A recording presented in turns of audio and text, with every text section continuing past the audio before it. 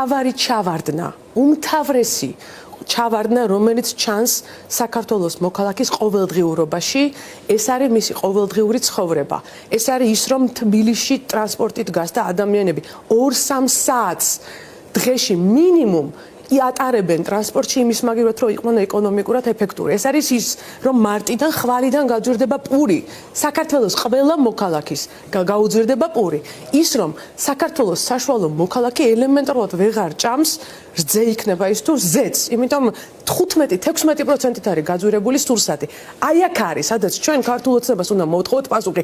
დამიწდნენ ეს ბიჭები, დამიწდნენ და თუ მათ აქვთ პრეტენზია, რომ მათ უნდა მართონ ეს ქვეყანა, მათ სწორედ ამ კითხვებზე თეთრ სახლზე ჩვენ შეგვიძლია, რა თქმა უნდა, თეთრ სახლზე და ვერსალში რა ხდება, ვიმსჯელოთ, აბარა ის ჩვენზე გავლენას ახდენს, ბუნებრივია, მაგრამ ამათ პასუხი ჩვენი ხელისუფლების მომპარავებს, პასუხი უნდა მოვთხოვოთ.